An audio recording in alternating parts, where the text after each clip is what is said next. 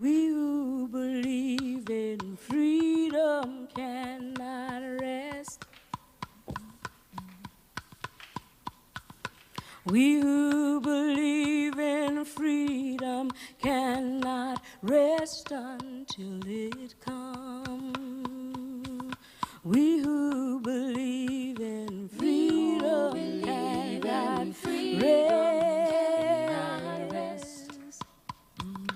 We who believe in freedom cannot rest. Grace Lee Boggs is an activist, writer, and speaker whose 60 years of political involvement encompasses the major U.S. social movements of the 20th century: labor, civil rights, Black power, Asian American, women's, and environmental justice. A daughter of Chinese immigrants, she was born in Providence, Rhode Island in 1915. She received her BA from Barnard College in 1935 and her PhD in philosophy from Bryn Mawr College in 1940. In the 1940s and 50s, she worked with West Indian Marxist historian C.L.R. James. And in 1953, she came to Detroit, where she married James Boggs, labor activist, writer, and strategist. Working together in grassroots groups and projects, they were partners for over 40 years until James Boggs' death in July 1993. The Monthly Review Press published their book, Revolution and Evolution in the 20th Century, in 1974.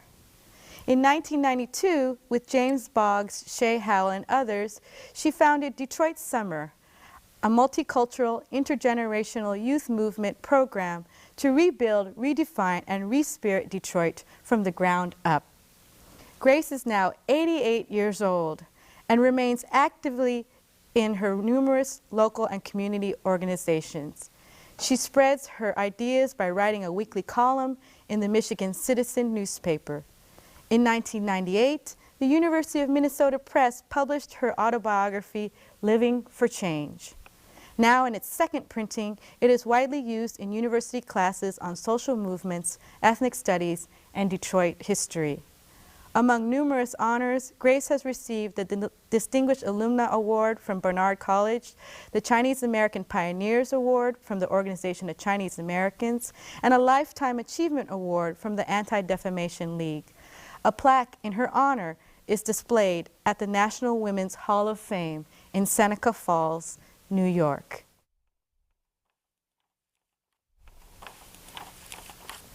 Well, welcome to the University of Michigan, Grace. We are very happy to have you here. Could you tell me a little bit about the place where you were born? Well, my father had a little Chinese restaurant in downtown Providence, Rhode Island, and I was born above the restaurant. And I think that was when I first began to learn about the changes that we need to have in this country, because the waiters in the restaurant, whenever I cried, they would say, "Leave her on the hillside, she's only a girl child." Mm. And so I got some idea of the kind of changes that we need to make in this world. And I think that was my first indication that my woman's consciousness as a baby. Mm. That's great. So, and I think also, I should say that my mother came from a little Chinese village in southern China, and she never learned how to read and write because they had no schools for females in that village. And she used to tell us stories about how she was sold as a slave by her uncle. Her mother was a single mother, and she was sold to the big house and how she had to run away. So that gave me an idea also that these changes had to be made all over the world. Mm. Mm-hmm. Yeah. And so then how were you raised? Well, actually, we lived in a all Caucasian community, and my father had to buy the land for our house in the name of his Irish contractor because there were restricted covenants there. So I was raised in a Caucasian community with the idea that education was really important. And my father felt that way about education for girls as well as for boys. And I think that was my first attempt at having some sort of independence. Was I figured that my mother was so powerless because she had no education, and that I was going to get an education. So I think that was why I really pursued my studies. So your mother was very supportive of this too then? You know, this question of the relationship between mothers and daughters is very complex. Yes, I know. I was never quite sure whether my father was really more supportive than my mother, because my mother always felt, I think, envious that I had such much freedom as contrasted to her having none. My sister, my older sister, was born in steerage, actually, on the boat from China in 1911. And my mother had no doctor, had no care. And by the time I came along, I think my head was too big. And she really suffered a lot in my birth. And so we always had a kind of funny relationship. So you were talking about your educational experience then. Could you tell us a little bit more about what that was like? Well, I started college in 1931 at Barnard College, which is an all-women's college.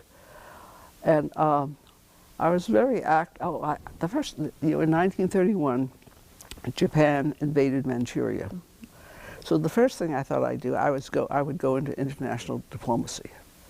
That's the first class. And then I had a wonderful class with a guy by the name of Crampton, who was born and educated in the 19th century and was a Darwinian. And I had never been introduced to Darwinian ideas at all. And so I got very excited about that, so I thought I'd go into science. And then I found that science took so much time in the afternoon in laboratories, so I thought I would drop science and go into something else. And so at the end of my sophomore year, I dropped all the classes and decided I'd go into philosophy, and that's what I did for the rest of my undergraduate work. And then I was lucky. I got one of the things I was determined not to do was to take a woman's role. In those days, if you were a woman, you were supposed to be either a teacher or a nurse. And I was determined to be neither one of those. So when people ask me, what will you do as a philosopher? I hadn't the vaguest idea what I'd do. but I found it very satisfying because it gave me an opportunity to exercise my mind and think about things. So that's why I went into philosophy. Were you the only woman in that philosophy department? That's a long time ago. No, as a matter of fact, one of the things I'd like to tell folks, and it's very hard for folks to understand this, for those of you who are much younger, the philosophy for much of the period of the 19th and the early part of the 20th century was a question of very upper class folks talking about very abstract questions, mostly male. And it wasn't the sort of thing that I was particularly interested in. And so I had to begin figuring out what I was in philosophy for.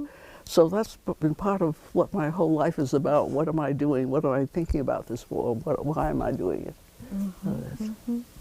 And did you ever get to use the philosophy degree in an academic setting, or? Well, I was very lucky that at Barnard College, my professor was a man by the name of Paul Weiss. He was Jewish. He was very young. He was very, very alive. People have written about him. He's like Socrates down on the Lower East Side of New York, talking with a Jewish accent. But what he did was he helped me very much to think speculatively and to ask questions. And he introduced me to Hegel and to dialectical thinking, for which I am very grateful.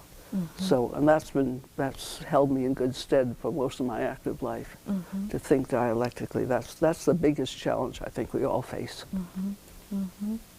So after you left Bryn Mawr, where did you go after that? Well, now we're talking about 1940. In 1940, if you went even to a department store, they would come right out and say, "We don't hire Orientals."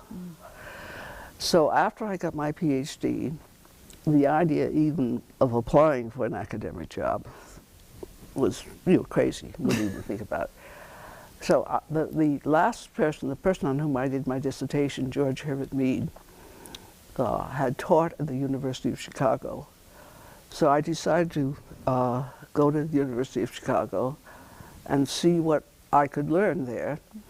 And I went there and I got a job in the philosophy library for $10 a week. And I looked for a place to live because you couldn't get very much. I mean, actually, by the way, $10 a week was not so horrendous in those days because a lot of people only made maybe $500 a year or $1,000 a year. But it still wasn't very much. You couldn't pay much rent with it. So I went up and down the street trying to find a place to live. And I was very lucky. This little Jewish woman took pity on me and said I could stay in her basement rent-free. And I leapt at the chance, and the only obstacle was that I had to face down a barricade of rats in order to get in from the alley into the basement. But that turned out to be a blessing because it brought me into contact with other people who were sort of fighting rat-infested housing on the south side of Chicago, and those were mostly black people, and I'd never had any contact with black people before. And I began working with this tenants group, and as a result, when A. Philip Randolph announced in 1941 that he was going to march on Washington to demand jobs for blacks in defense plants, I was there. So most folks don't know, but back in 1940, 41, the Depression was over for whites, but not for blacks. So blacks were still banned from decent jobs in the factories. So out of the March on Washington, which actually didn't materialize as a march, but really galvanized the community, the black community, and who were ready to go to Washington, Franklin D. Roosevelt, who was president, had to issue Executive Order 8802, which banned discrimination in defense plants. And there was a real sense of a movement about the March on Washington. And as a result, I got a glimpse of what a movement was like, and I decided I would become a movement activist in the black community. And that's what I've been mostly. And in the black community, as opposed to, you're Chinese American, as opposed to the Asian American or Chinese American community? Well, the Asian American movement is a very recent thing. I was part of it partly during the anti-Vietnam War movement. We had a group called the Asian Political Alliance, but the really big movement from 1940 to 1960 and 1970 was the black movement. I mean, the whole business of fighting for democracy, both at home or abroad, double V for democracy, was such a it's hard for people to understand that now, what an inspiring force it was for the whole country, and how ridiculous it was that we should be fighting for democracy overseas, and that people here should be banned even from going into a restaurant or into a motel or into a theater. And it was such a glaring contradiction that, folks felt, it gave me a sense that I was really a part of changing something really, really historic and really monumental. So the Asian American movement, you know how many Chinese there were in this country in 1940? About 130,000. And when you compare that to the Asians in the country today, you can see how monumental a change has taken place.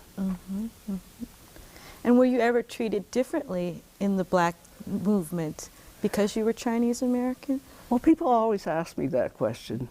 And I think for folks who are much younger, who remember the nationalist phase of the Black movement and the extreme race consciousness that has developed ever since, say, 1960, I find it difficult to recall that in the 1940s and 1950s there was not that sense of color consciousness in the Black community. A lot of folks, say in Detroit, for example, many of the people who were in Detroit, lived in Detroit, had come from down south, and they lived side by side almost, even though there was this huge, color bar in the South. And I was strange to people. I mean, they considered me a person of color, but I wasn't Black.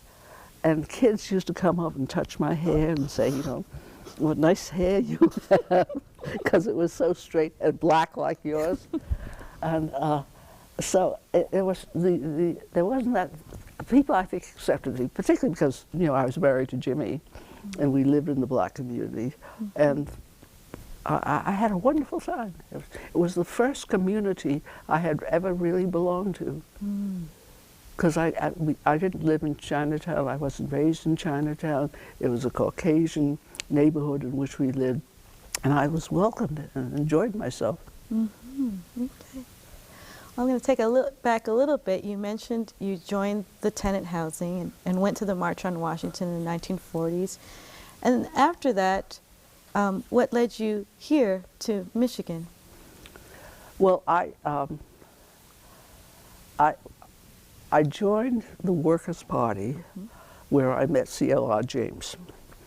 And C.L.R. James was a West Indian Marxist who introduced me to Marx and introduced me to a number of the people who were fighting for independence in Africa and the West Indies.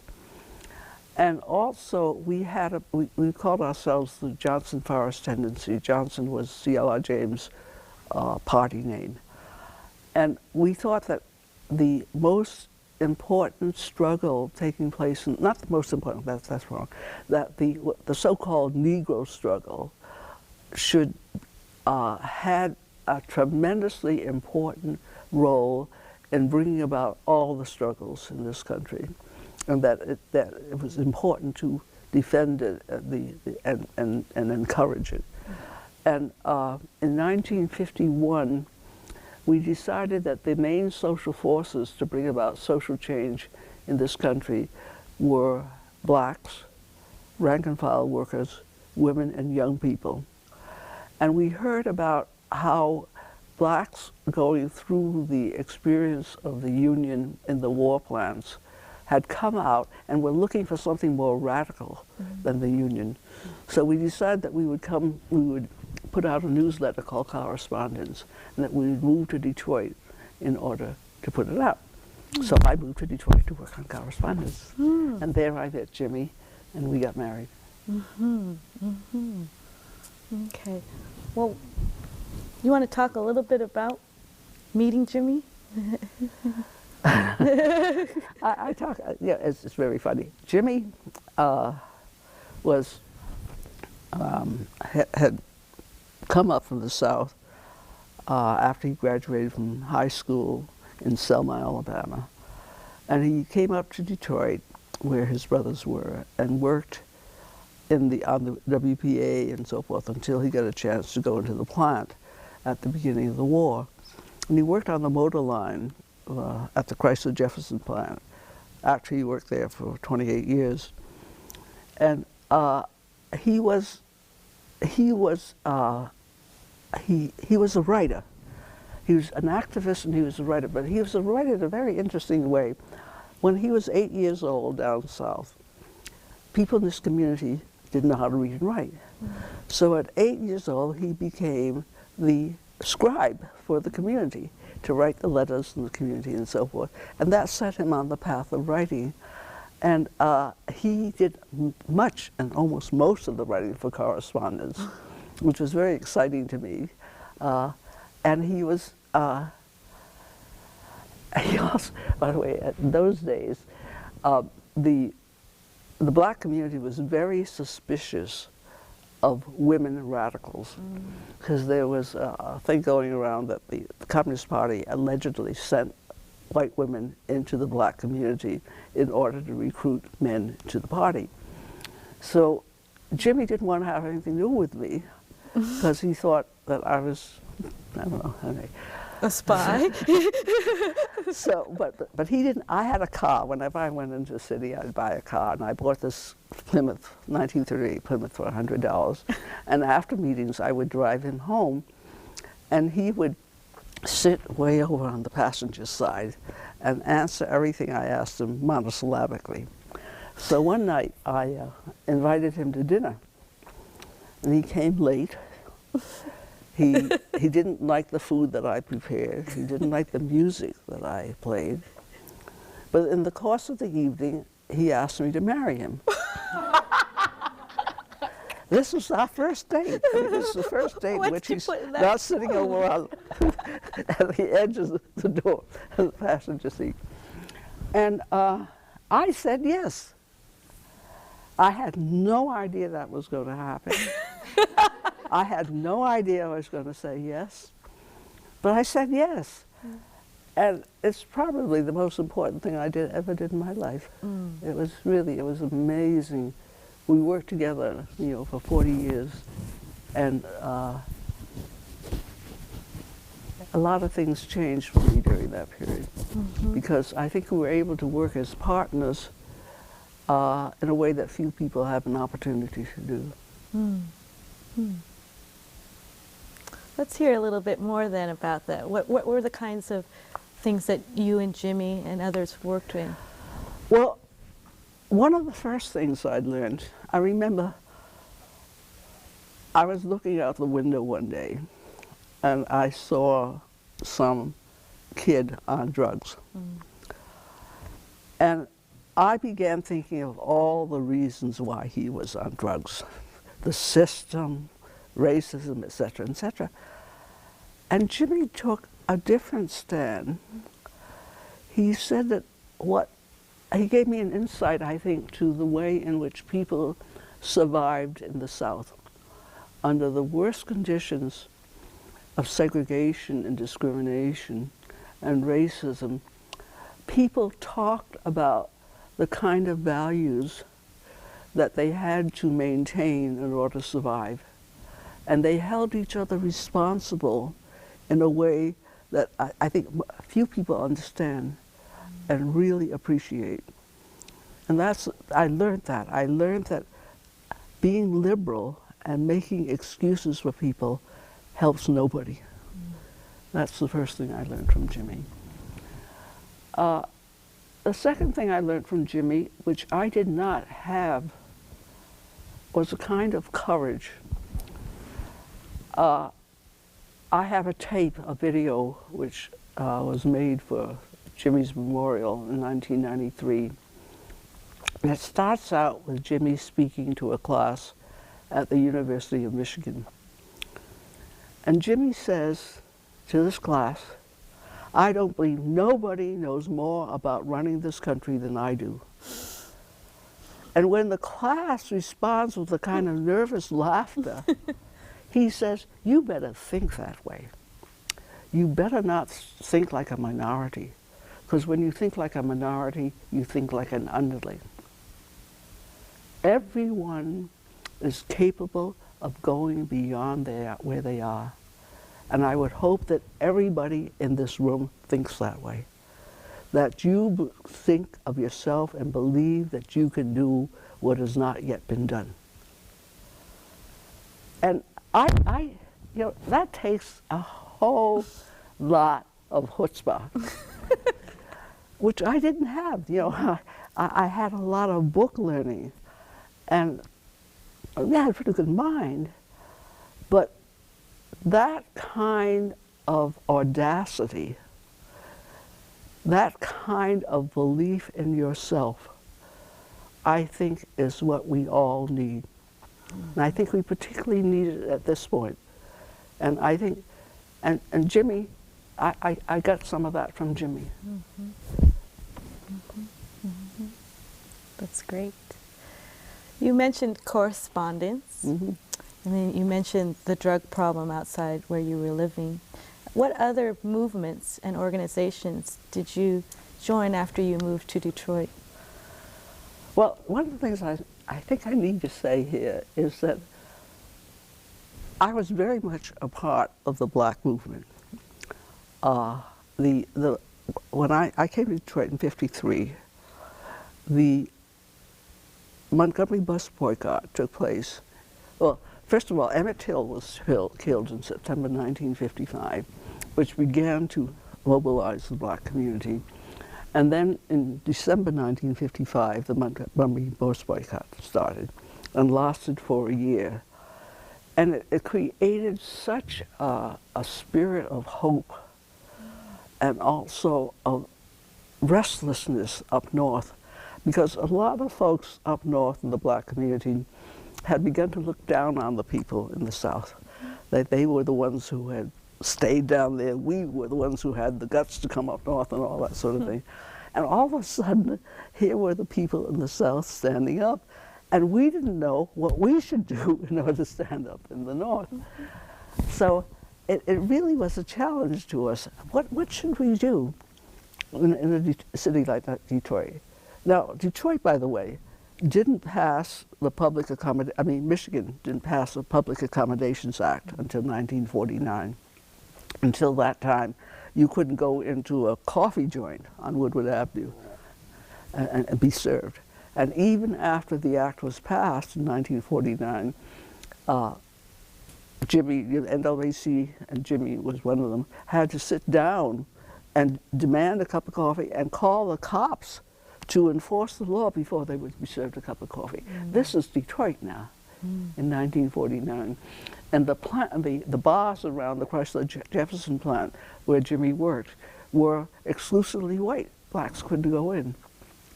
And this, we're talking now about Detroit, which is very much up south.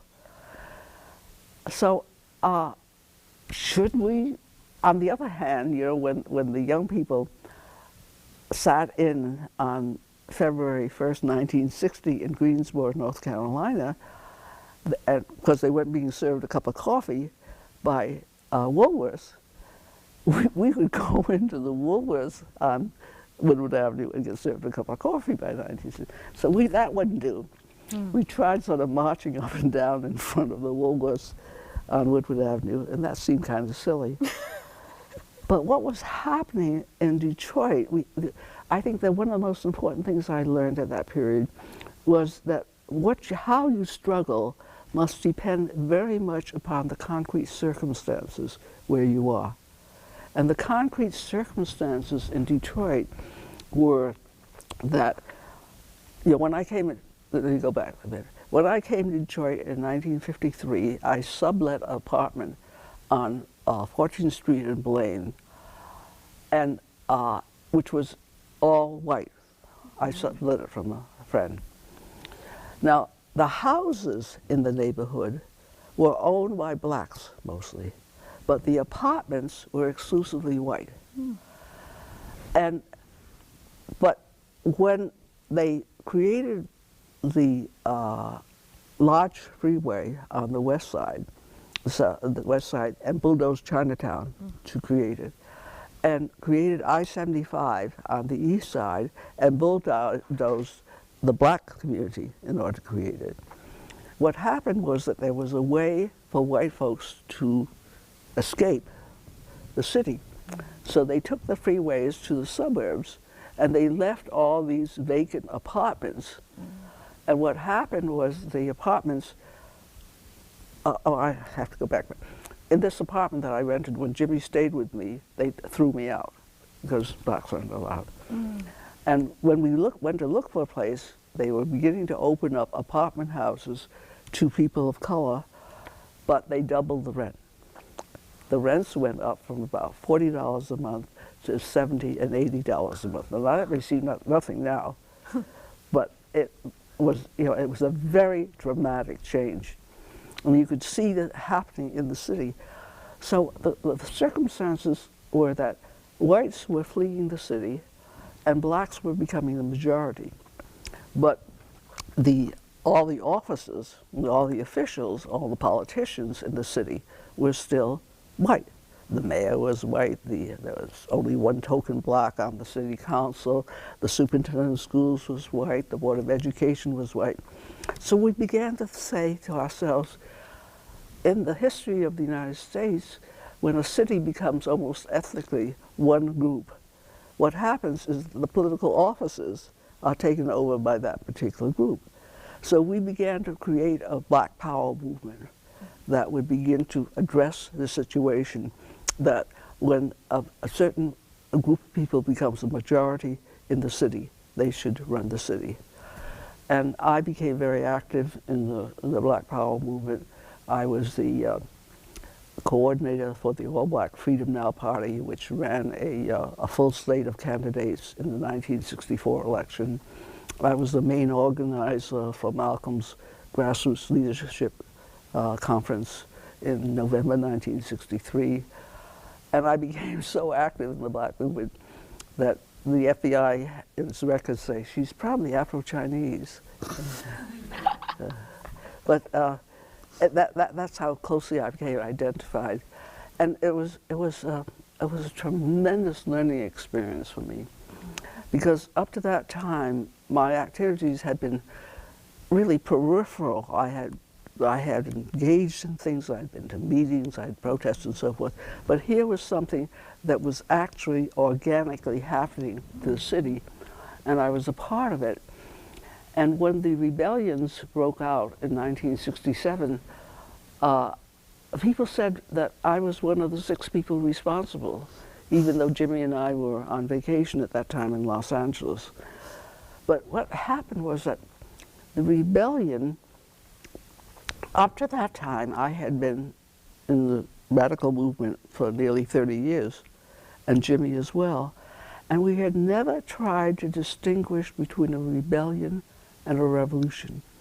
We had never felt it necessary, because the thinking of most people who were for social change or radicals at the time was that if the folks who were oppressed got angry enough and acted, went out in the streets and rebelled, the old society would be swept away, and the people who were oppressed would represent a whole new set of values. And all of a sudden what happened was that the streets were filled with young people who were angry, legitimately so, at the fact that the police were sort of like an occupation army within the city, and also by the fact that the high-tech, or what we called automation, was eliminating the jobs which they had been able to drop out of school and get, in the plant. And they were full of this anger, but there was nothing that they were going to replace it with. Mm-hmm. So the need, I think this is probably the turning point of my political life. The need to distinguish between a rebellion and a revolution, and to recognize that young people had come upon the historical scene and had needs and frustrations and hopes, but had no idea of how they were going to fulfill these. Mm-hmm. And that our task, therefore, as people who considered ourselves revolutionaries, was to begin to go beyond protests and to begin trying to define what work would mean, what education would mean, what community would mean, what all the fundamental aspects of a human existence would mean in a new society. And that's what I've been engaged with for the last 30-some years. Mm. So tell us a little bit about those organizations. I know that a lot of them are concentrated on this youth, mm-hmm. the notion of youth that you mentioned. So can you tell us a little bit about some of the earlier ones and some of the more recent ones?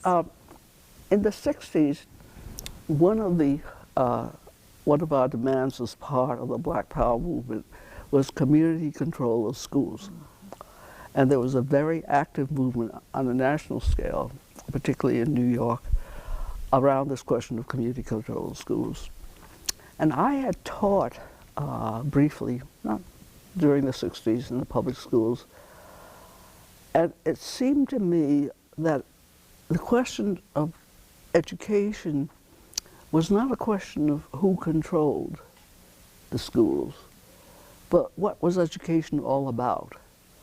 That we had come to a point in the history of this country when a system of education which had been created on the factory model at the beginning of the 20th century to prepare young people to become workers in the plant, that was no longer satisfactory.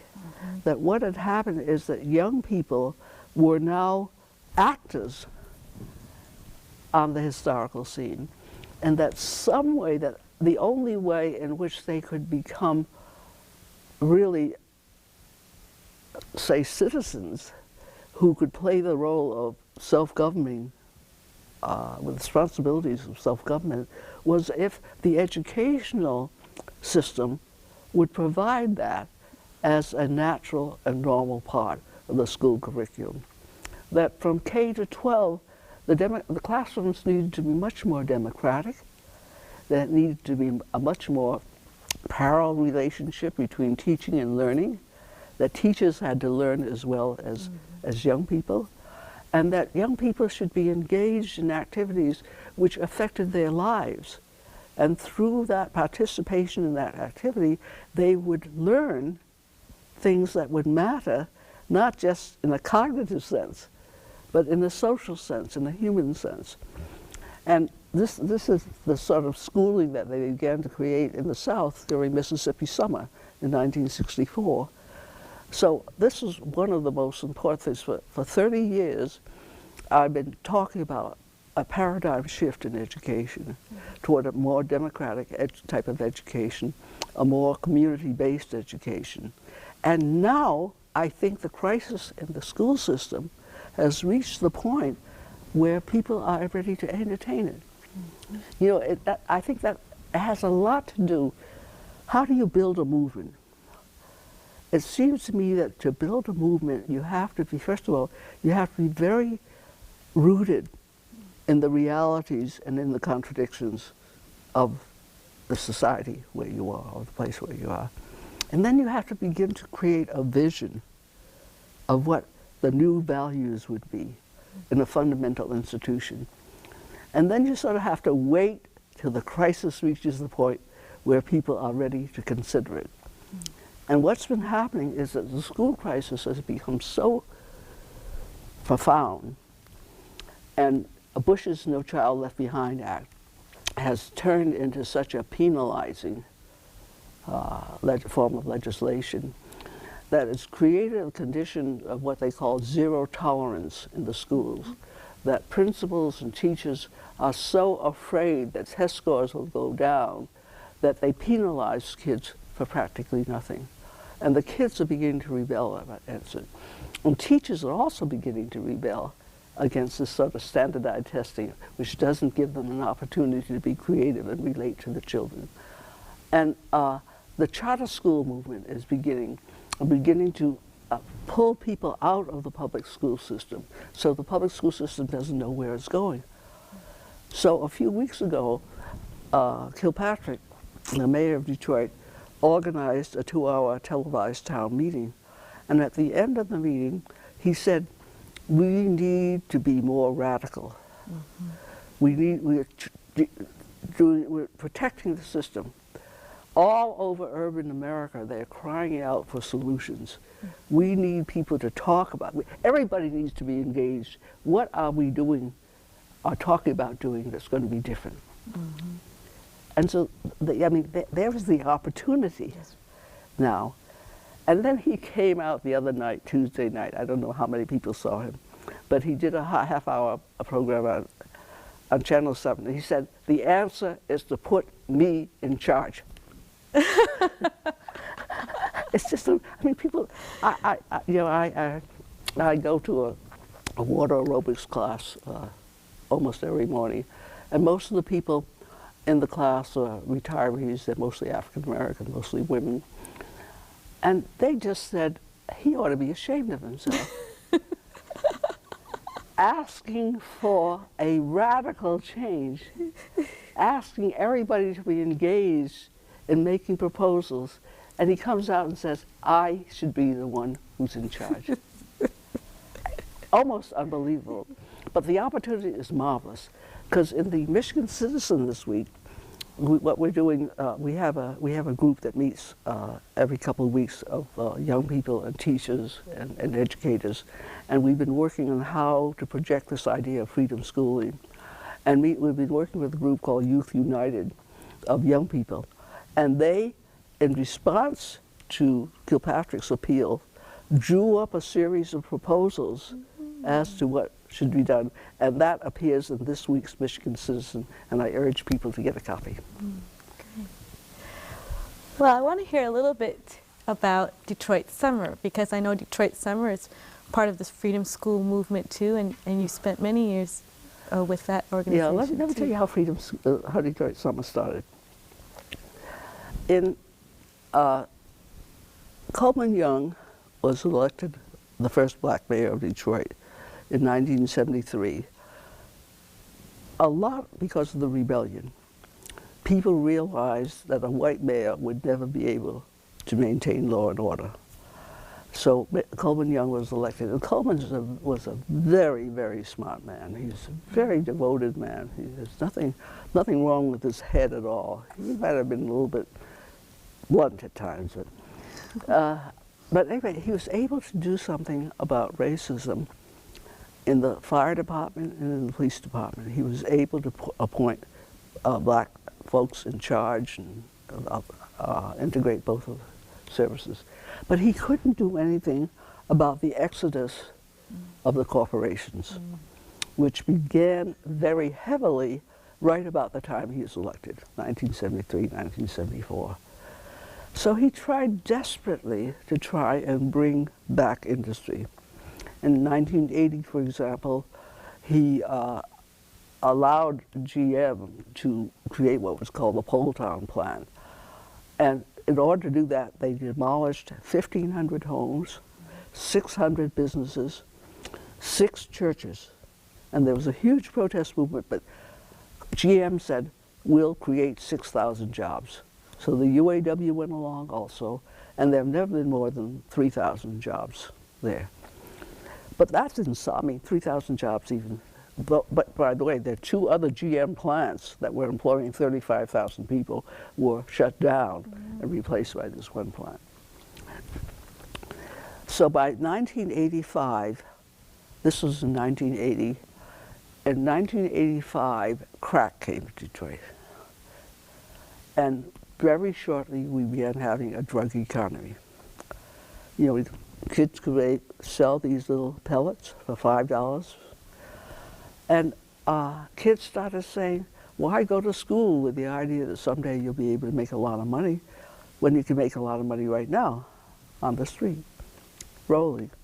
And this is what they began doing as well. There was a lot of violence, a lot of killings. In 1986, there were 47 young people killed in street violence and 365 wounded. And Coleman didn't know what to do. He said, we've got to have jobs. He says, we can't depend on the auto industry for jobs anymore. We've got to have a casino industry. That will create 50,000 jobs.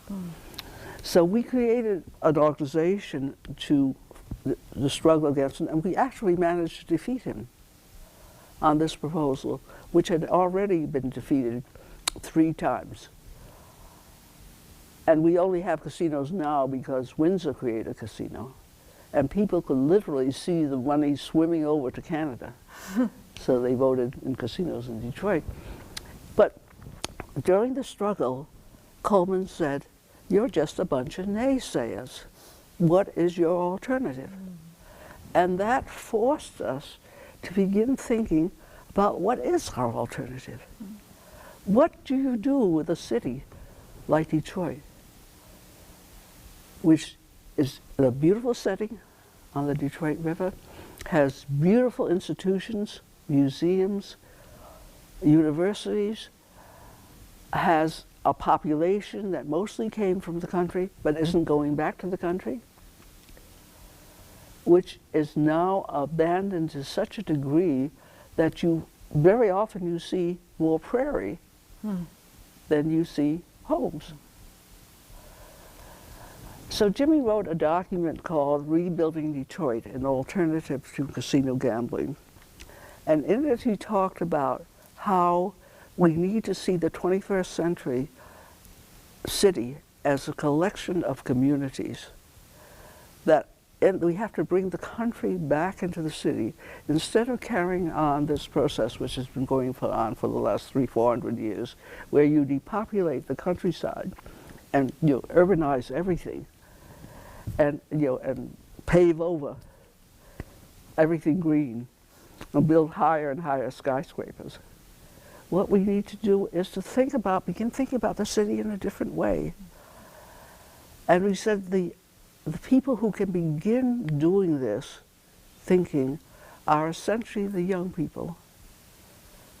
That we can involve them in doing things that will begin to be an example of some different way to redefine and to re-spirit the city. And so we created Detroit Summer, partly in order to show how to rebuild the city, and also to begin as an example of a different kind of education that really involves young people in things that matter to their lives. And that's how Detroit Summer started. It's now been in existence for 12 years. Since 1992? 92. Yeah. So what are your favorite projects out of Detroit Summer? Well, I think my favorite is the bike program. The back alley bikes. Back alley bikes. And this was created by the young people. One of the things we do, we started out with community gardens and public murals, which the young people paint in consultation with the community in order to give the sense of public space and restore community. And then one of the young people came up with the idea of bicycles as a way for young people to get around. Because one of the problems that we were having with Detroit Summer was that young people had to be chauffeured every place that they went. We'd have to get a car to take them to the projects, the parents would have to bring them down, so forth and so on. And someone thought, well, if we got people to donate bikes that were used and in bad repair, and we offered these to young people, if they would repair them, then they could own them. And so this program, it's amazing. There's a room, we have a space called the Youth Space on Cass.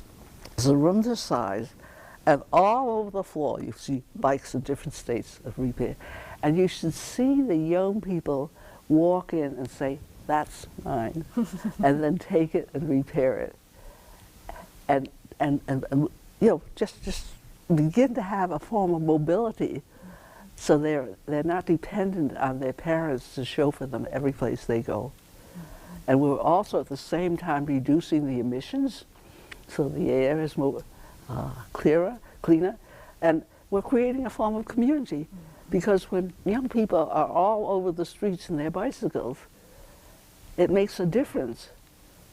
Cars are like chariots, they sort of isolate everybody. But bikes are a way to socialize. So that's my favorite program. Now, I've volunteered with Detroit Summer for a few years now, and I've noticed that a lot of the leadership in the organization are women. Mm-hmm. Why do you think that's so? Well, first of all, I think the time has probably come for women's leadership. Last 2 weeks ago, Mayor Kirkpatrick appointed a woman police commissioner. Mm-hmm. Her name is Ellie Bully Cummings, and she's like Tiger Woods. She's of Asian and African American extraction. And when I went into my water aerobics class the next morning, everybody was talking about it. And one of the women in particular, her name is Nora Williams, said, you know, it's time for women to take over. We've been abused, we've been helping everybody, now they make such a mess, the only person who can clear it up are women. Well, I think that's going a little overboard. But I do believe that the sort of hierarchical, patriarchal way in which we're doing things has created such a mess that people to whom the more natural, informal ways of organizing around kitchen tables or telling stories and things like that, that's a much more natural way of organizing as we move into trying to create something new. And I think that's basically why we have many more women than males. But we do have some, and they're very nice. Yes, yes, they are. So can you tell us a little bit then about your understanding of the term feminism, as you've been talking about women's leadership here? Well, I'm not an ism person. I don't like isms. And I also am very aware of the fact that my attitude toward sexism comes out of a very different period from yours. That I had to find my own way in a very individual way. When I was 15, for example, I read this book called Women in Economics by Charlotte Perkins Gilman. And you know, that book has a picture of it. She talked about, no, I'm not sure whether it had a picture or not, but she talked about how little girls sit on their daddy's knees and tuck them under the chin, you know, so that they can get a doll or a new dress. And that image has never left my mind. I resolved that would not be the way that I was going to live. But I think that's very different from being part of a movement, the way that folks who came out of the 70s and out of the modern women's movement have become. So what I do is I try to think of all these various movements, not so much as isms, but as ways by which each section of our society that has been denied their humanity is emerging to contribute their special strengths to the creation of a new society. And I think women have very special strengths that we can contribute. That is much more natural for women. I hope this doesn't sound like essentialism, but it's much more natural for women to think of doing things in a more informal way, to think of doing a whole lot of different things at once. They're not as linear in their thinking. And so there are a whole lot of attributes that we bring and values that we bring to the creation of a new society. So I don't think, if I were to characterize myself as something particular, I would say I'm old. That's what I am more distinctively than... Well, yeah, you're 88, yes. And I have a lot to say about being old. Okay, so would you consider yourself a feminist before you or after you consider yourself being old? No, I don't consider myself an ist of any kind. Okay, so tell us what you have to say about being old then. Well, you know, very few people live to my age and still have their marbles. And I'm very, very fortunate that that's the case. I'm very fortunate also that by virtue of having been born in the first part of the 20th century, I've lived through most of the great events and had a chance to participate in most of the great movements of the 20th century. So I have a sense of the difference between centuries. I have a sense of how much of the first half of the 20th century was dominated by linear ideas like scientific socialism, for example, that had come out of 19th century thinking. And I came through the splitting of the atom, and this recognition that we had to change our ways of thinking because, as Oppenheimer put it, human beings had experienced sin. That the way that we used to blame everything on everybody else and not see our own need for transformation, that we had to get beyond that. That a lot of what we had to do had to be a combination of transforming our environment and at the same time transforming ourselves. That old polarity and duality between the subjective and the objective could no longer hold. So I've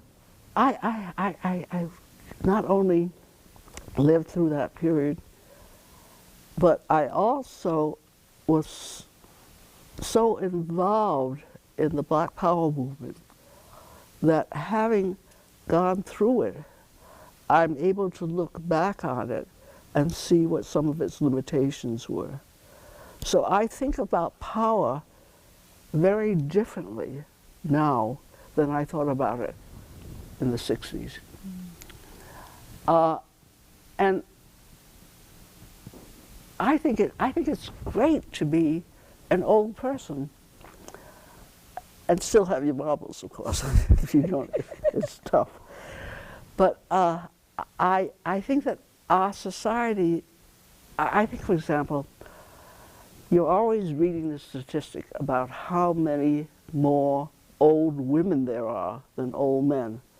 And they put that in front of you, and they think that you spend most of your time as an old woman looking for an old man, looking for a man.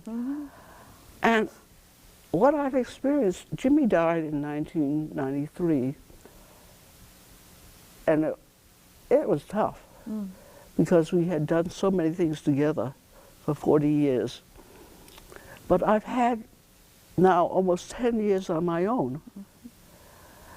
And I've had to do things on my own and think things through on my own. And that's been a great blessing. So I've learned, I think, about how things that are negative, not just seem negative, but that are negative, also are opportunities for going beyond where you've been. And I would hope very much that, because you're probably not going to speak to many old activists, but I hope very much that folks, when they leave this place or when they hear what I have to say, will think differently about the old people whom they meet. That they will think about how so much is being wasted when we are not asking some of these folks to give from what they've learned. And I spoke last week at a leadership conference, women's conference at the University of Michigan Dearborn, and this was the burden of my speech, that there are so many women out there who have lived all these years, who have time now to give and want to give. And we really need, our children need them so badly. And we have to find ways to engage them. It's not going to be easy because people fall into believing that they're useless. And how to give people the idea that they have so much to contribute, and to recognize it when they put forward overtures indicating that they do want to serve. So that's what I've learned as an old person. You mentioned earlier how you've been on your own for 10 years now, and you had to learn these new things about yourself. So what have you changed in the last 10 years about your life? Well, one of the most important things that happened to me was actually shortly after the publication of my autobiography. I went to a conference in UCLA, organized by Scott Kurshigi, who's Emily's partner husband. It was called an Asian American Activists Serve the People Conference. And I had a wonderful time. Prior to that, I'd had very little contact with Asian Americans. And I spoke, and the young people asked questions. They asked questions about the difference between rebellion and revolution. And I've been dying for somebody to ask me because I had so much to say about it. And so that brought me into contact with the Asian American young people in a way that I had not been for many years. So that's been a very marvelous part of the last period. What else has been very important? You know, when you've been living with someone for a long, long time, you're so used to being able to share things. I mean, you go out and you see something and you not only experience it then, but you have a chance to come home and say, oh, look what happened today, look who I heard, saw, so forth. And you miss that a lot. But when you don't have it, then you do a lot more thinking. You have to find ways, you have to create ways whereby you share things. They're not just given. And that's been one of the things I've had to do during this last period. And things just began falling into my lap. People asked me to do different things, and I started doing them. So I've been almost more active the last 10 years than I was in the previous period. So do you see, what is the connection that you see then between your activism and your scholarship, or anyone's activism and anyone's scholarship? Well, I talked earlier about how when I was at Bryn Mawr as a graduate student, I was introduced to Hegel. And I used to read it. I didn't understand it particularly, but I used to read it almost like you'd listen to music. I felt there was something in it that I had to sort of internalize. And what I've learned since then as an activist is how important it is to think dialectically, because that's what Hegel's thinking is characterized as, described as. The tendency for intellectuals, and for the human mind, in fact, is to create a concept and then get locked into it. Everything becomes what Hegel called a fixed concept, a category. And we get so locked into it that we don't realize reality is changing. And what I've learned is how much reality has changed and is changing all the time, and how we're always being challenged to break out of the boxes that our minds tend to create. In the German, the two words, the English words understanding and reason, and the German word is Verstand, for understanding, and the German word for reason is Vernunft. And the idea of reason as distinguished from understanding is to think beyond the polarities of the present and try to think of a new affirmation, and then using that affirmation to help you to create things that enable people to open up their imaginations and move out and be free. Most people have an understanding of Hegel, I think, that is kind of narrow. What Hegel was talking about was how we could become self-determining, how we could really understand that being human means being able to make choices,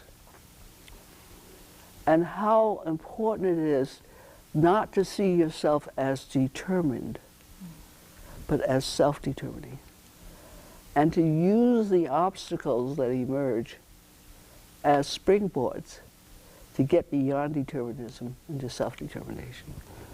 So every time something doesn't work, or something works too well, I say, gotta get beyond that. Gotta think beyond that. Gotta see every obstacle, every failure, and even every success as a challenge to go beyond. And that's what I think. So thinking and acting, to me, are so intertwined. They're not separate from one to the other. And I think that's one of the difficulty. People say, you know, like a cliche, without theory there is no revolutionary practice, and so forth and so on. But it's very hard actually to practice this. You can't practice it unless you practice, obviously. But you also need to see obstacles as challenges and as opportunities, and not give up so easily, which is the tendency to do. People get, I've talked to people who were very active in the 60s, but don't see the present situation as an opportunity. I mean, the present situation is a tremendous opportunity to be creative and to be imaginative. You mentioned the slogan or the notion of self-determination, and that was very much a slogan of the 60s, of, you know, Black Power movement and even the women's movement. And so I was wondering how you see your work in relation to the women's movement. Well, I don't have an awful lot, I don't have contacts with many women's organizations. I may send a contribution now and then to this organization or the other. But I guess I don't believe in getting stuck in any one identity. I think that our tendency, it's so easy to become fragmented because we live in a fragmenting society. It's so difficult to be whole, to see yourself as many-faceted, to see how many possibilities there are in who we are. If you know, here I've been Afro-Chinese, I've been Asian American, I've had the opportunity to know so many different people and work with so many different people of all ethnicities and of all ages and of all classes. And I don't believe, I think the tendency in much of the radical movement, certainly during the first half of the 20th century, was to believe that one class, one group had all the answers. And that's impossible. Society is so complex. And humanity is so, you know, is evolving.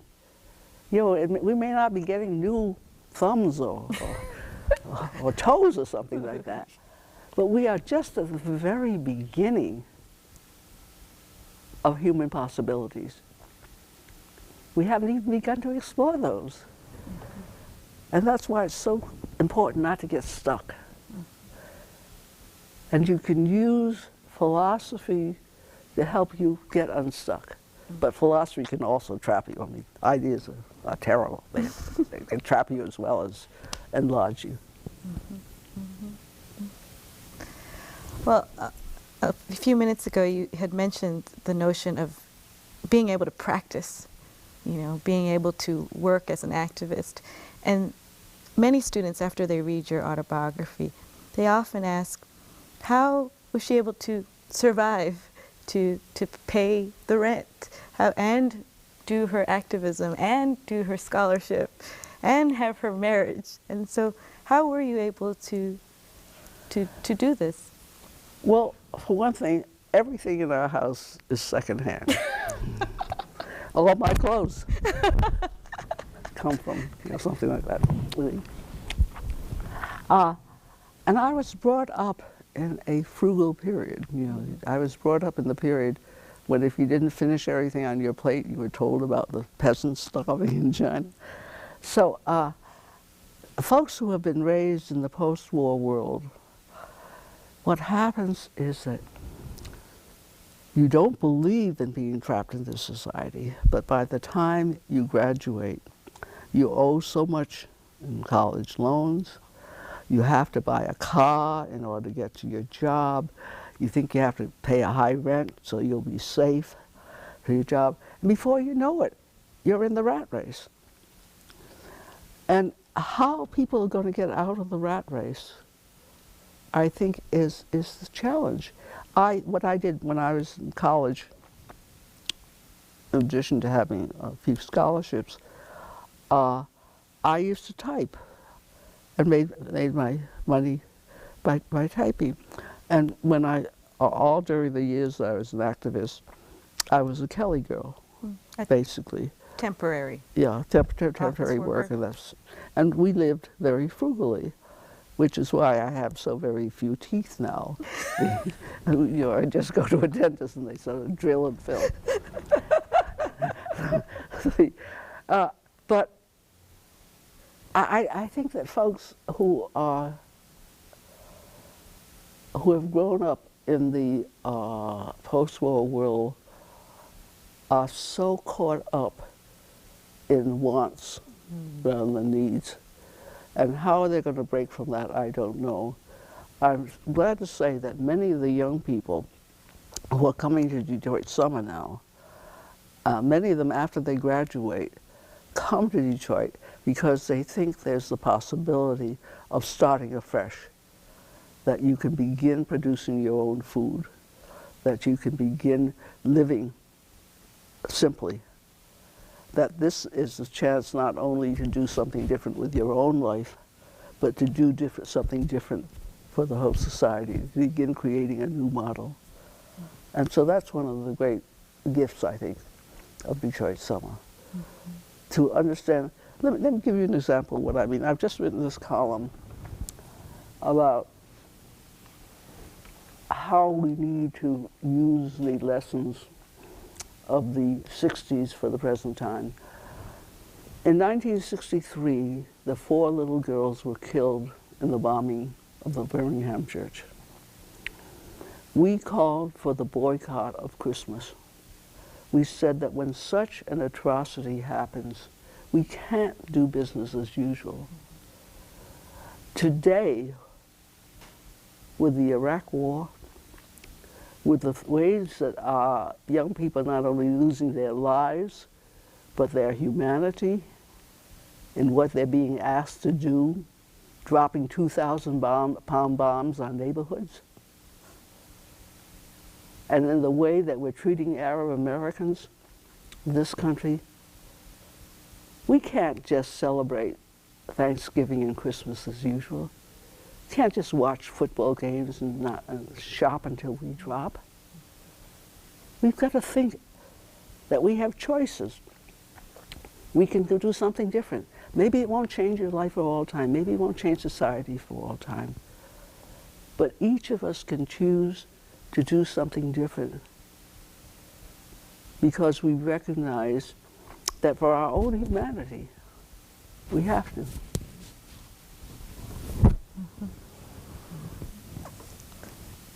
Well, I just have a few more questions for you.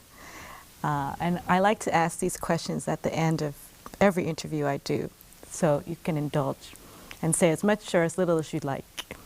And they're kind of trivial, but you're 88 now, and in your whole life, what was the most memorable moment of your life? Well, I think when I said yes to Jimmy. To the proposal? I don't know whether it's most memorable or a turning point. It certainly was a turning point in my life, because it meant that I entered into a life that I had never thought about, that I was quite unprepared for, and something that very few people up to now have had the chance to experience. Really to live with someone who is very different from you. Different from you ethnically, different from you in terms of education, different from you in terms of background. I think that's beginning to happen more with young people today.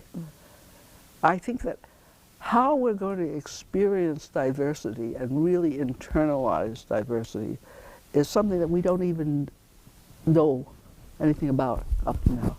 But that's what's going to happen. Because I think that,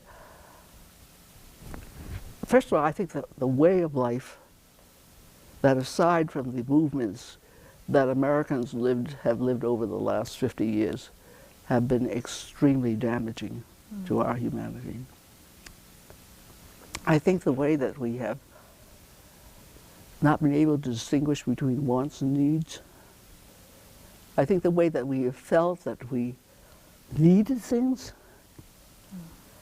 and knew all the time that we were being seduced by commercials, and felt that we would go along with that rather than looking into ourselves and asking ourselves, what is that doing to us as human beings? Is that making us more human or less human? I think that's the big question. I think the question is not just, it's our human identity that's now under attack, that we now have to rescue, we now have to salvage.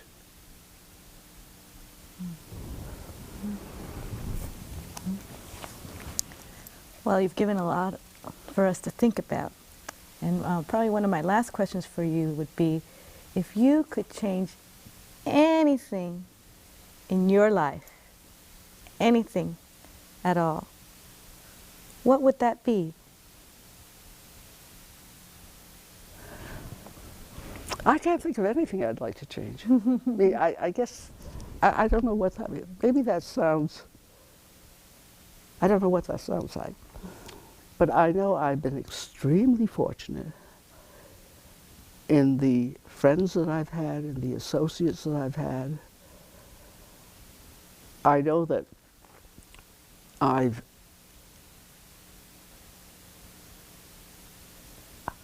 been able, I think, to enjoy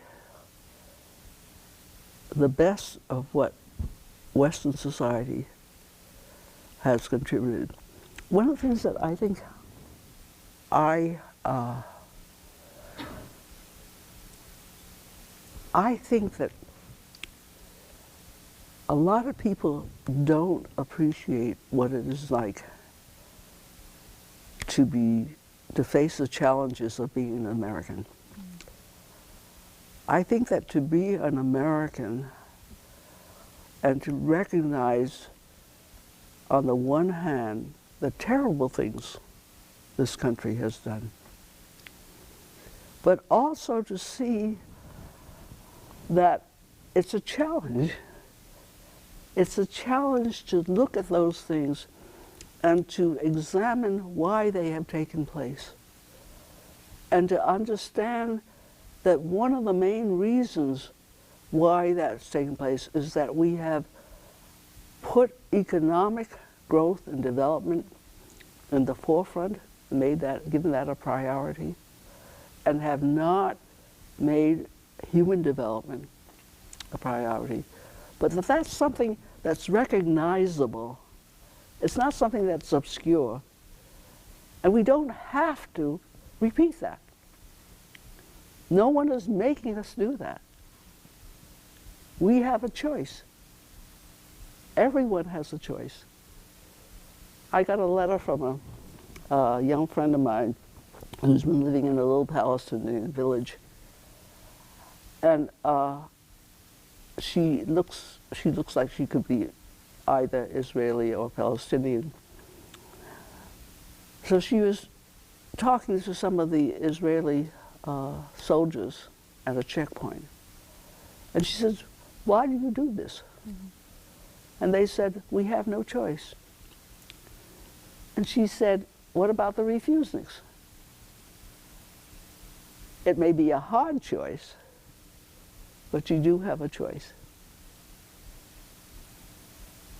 And I think that the ism that we most have to struggle against is determinism. Mm-hmm. The belief that we don't have a choice. And I think if we could internalize that, internalize it as a philosophical concept and as a practical thing, and begin applying it in our lives, that we could make a big leap. And maybe only a few of us. But everyone who makes the leap is also helping to advance humanity.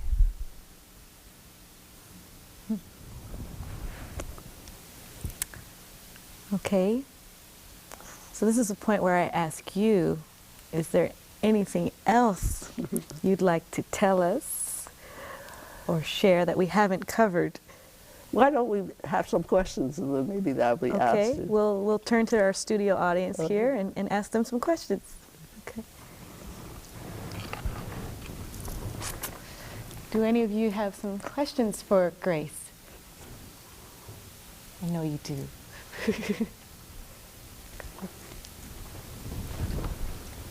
Do I need to stand up? My question is about, where you were talking about your Hegelian theory and concepts.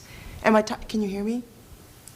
You were talking about your Hegelian theory and concepts, and I'm curious to know about how you use your understanding of those concepts to do multi-generational, multi-ethnic organizing, and how you recommend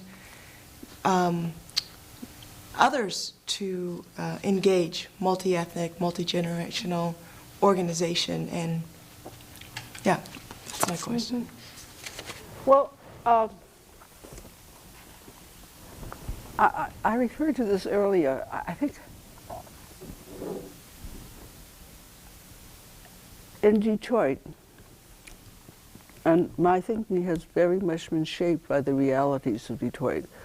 I've lived in the same house for the last 41 years in Detroit, and you see things change. And one of the things that Detroit does to you is that the reality and the history almost forces you to think in terms of black and white. The city itself is so segregated. Its past is so racist. It's just like you can see when the casino in Windsor was organized, founded, you can see the water the money swimming over. You can sort of see all these years you've been able to see the city polarizing itself, the whites going to the suburbs, the blacks ghettoized. I mean, all this city, the schools becoming all black. And so your mind gets to accept that as eternal. So how do you break through that? Because you know that while that's happening to Detroit, the world is changing. The country is changing. There are cities now in the country, Chicago, Houston, Los Angeles, where the majority of the people are people of color of different backgrounds. Latinos, Asians, South Asians, everything. And here we are in Detroit, frozen in black and white thinking. So one of the things that the young people of Detroit Summer have been doing, and Emily has been a very important part of this, is they're restoring the old Chinatown at Cass and Peterborough. They've created this mural in this neighborhood based on the Vincent Chin murder. And they painted this wonderful mural so that as people, black and white and others, go past, they have a sense there's something different that they can think about, that they can talk about. So that's practical Hegelianism. That's refusing to be stuck in opposites. That's going beyond opposition. I mean, the German words are Gegensatz and Widerspruch. That's going beyond opposition, Gegensatz, where two people just sort of confront each other, to Widerspruch, to driving toward some sort of resolution, to contradiction. That's theory, but it's also very practical. It's very, very real.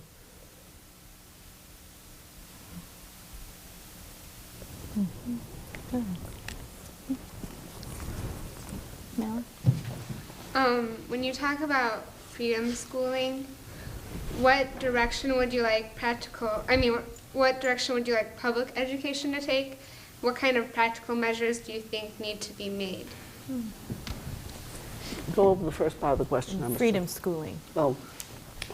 Well, I'll tell you about some of the proposals that the young people made in this letter to the mayor. They said, first of all, get more youth input into the schools. Create peer juries. Have the Board of Education elected not only by citizens, but include students in the election. Have them involved in the creation. I don't remember all the proposals, but what I'm saying is that if education is not based upon the actual lives of the students, then it's a form of slavery almost. Because what happens, what you think should come out of your experiences. It shouldn't come out of books. What you get out of books and give back at an exam, you forget within a few months, or maybe even a few hours. So, and you know, one of my columns, just think of how much safer and healthier our neighborhoods would become almost overnight if the curriculum were based upon the experiences of students and what young people did in the community. And just think of how much they could learn. For example, if there's a group called Creative Change in Ypsilanti, which develops curricula that teachers can use that involve the kids in the community. And the teachers say, teaching is so much more exciting. And the kids think in terms of, many of them use inhalers, by the way, because so many kids have asthma. And when they study the conditions in their community, they learn science, and they also learn about being able to do something for themselves. The worst part about living in this society is that you're constantly being disempowered. But what's worse is that we accept this disempowerment. We don't realize that there are very simple things that we can do in our daily lives in our schools to change that. And they're not esoteric. There's something that a kid could understand. It's adults who have their minds stuck. You know, I wrote a column called Freeing Our Minds from School. From the time that you're a little kid, you play school. What do you think school is? School is you're there and you get all your brothers and sisters and neighborhood kids there and you say, you mind me. That's our image of school. And I was at a workshop on freedom schooling one day with involved young people and adults and so forth. And a teacher who's a member of our freedom schooling group, and teaches 5th grade, brought in a lesson plan. and she suggested that we choose the topic. And someone chose hip-hop. And all of a sudden, that image we have of school was blown away, because we realized that the kids certainly knew as much as the teacher did, and probably more about the subject. And that there are many, many things on which the books and the teacher's learning are not adequate to the reality. So, I mean, it's this question really of freeing our minds. It's not only the system that's there. If we begin freeing our minds, we can do things.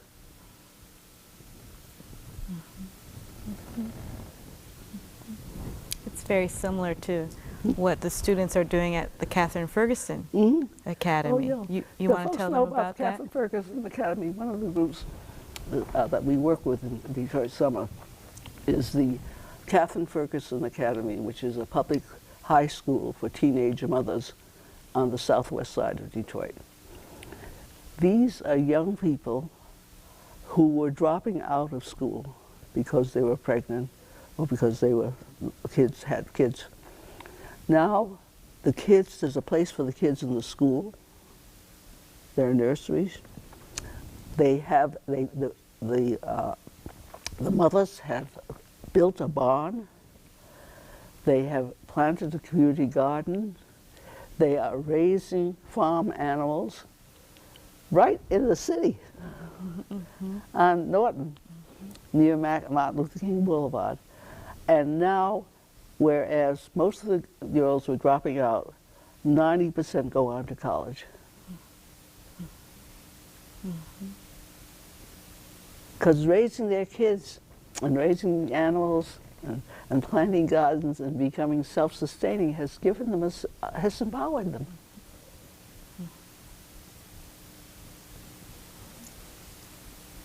And they even did the soil testing for lead. Yeah, you know, but the Detroit Summer, one of the Detroit Summer people worked with them to test the soil in the neighborhood for lead, to whether they could plant gardens. And they enjoyed it so much because they got a sense of the history of the neighborhood, and they were able to make reports and felt they were serving the people in the neighborhood by what they had done. It just, you know, people talk about self-esteem, and it's so ethereal what they're talking about. You don't know what they're talking about. Self-esteem comes from doing something that you think is meaningful.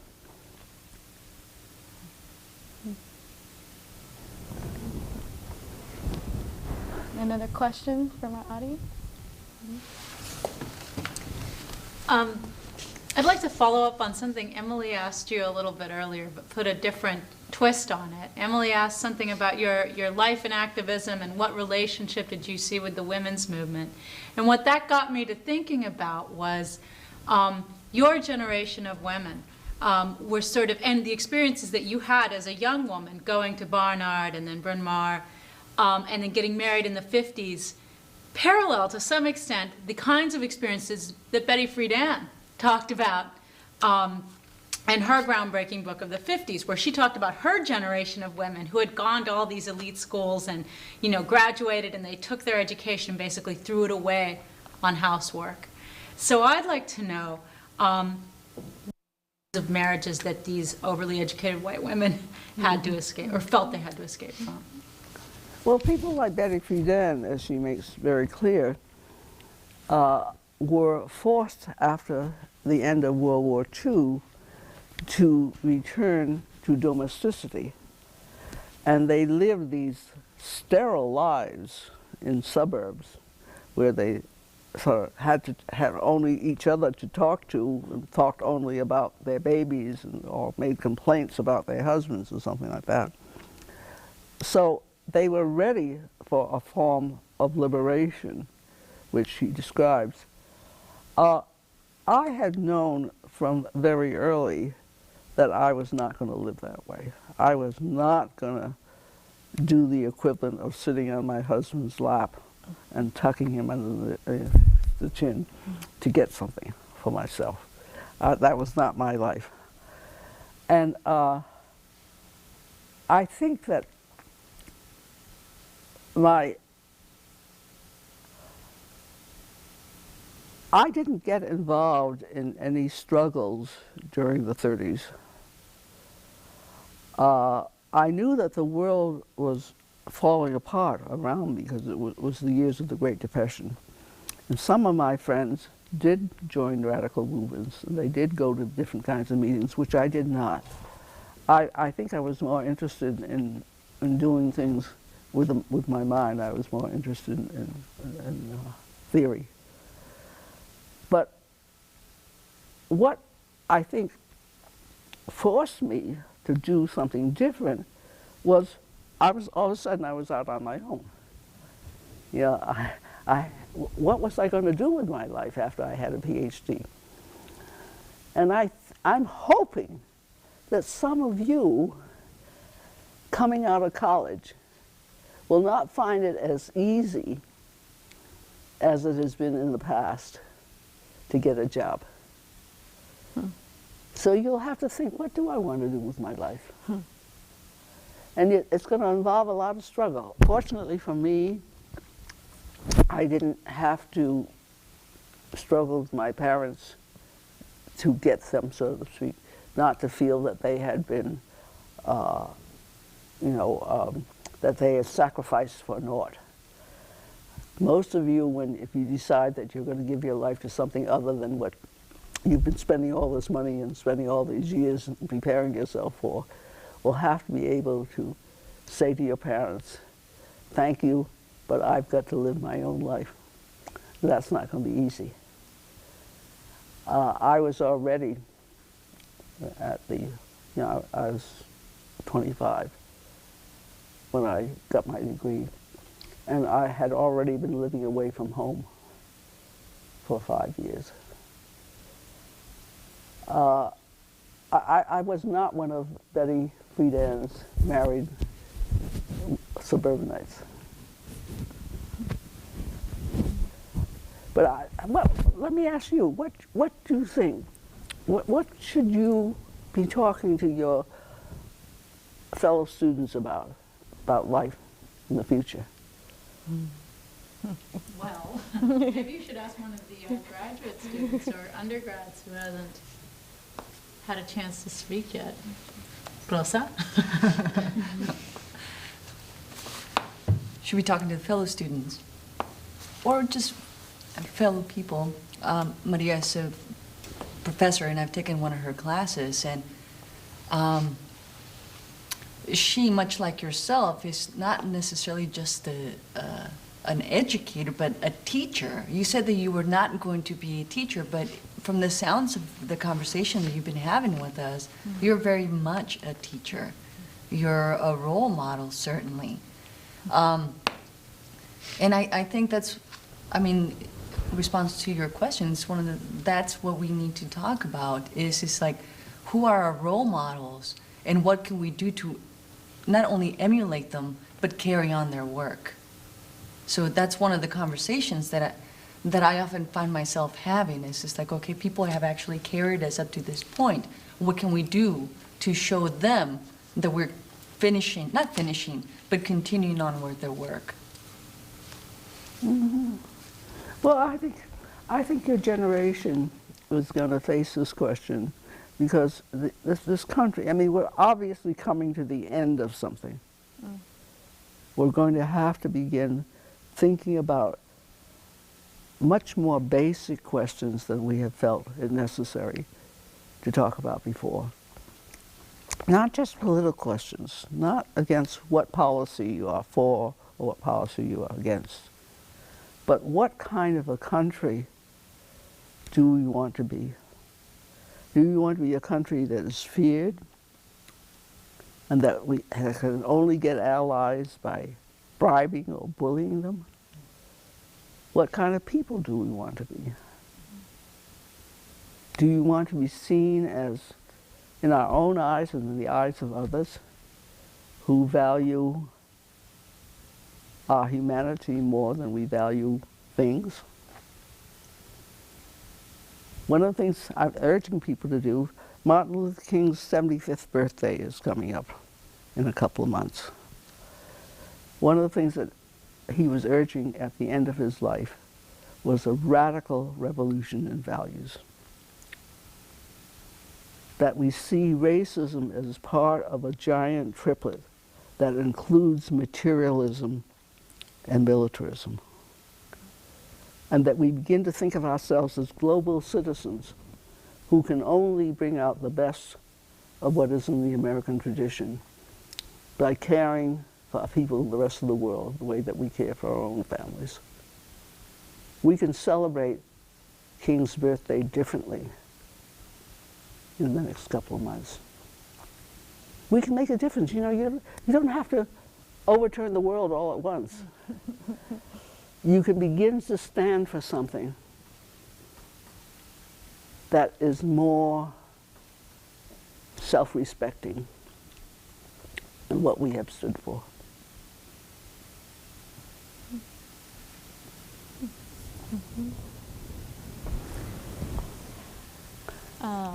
If there are there any other questions?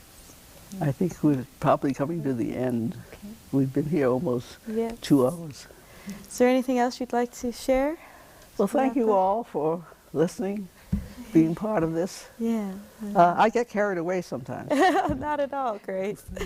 We want to encourage everyone, too, that Grace has a website you can look at. Oh yes, the boggcenter.org website. www.boggcenter.org, which is part of the James and Grace Lee Boggs Center to Nurture Community Leadership. And we want to really thank you once again for coming here to Ann Arbor to interview with us. Thank you, so Emily. much. It's always a Thank you pleasure. to the audience, too. Thank you.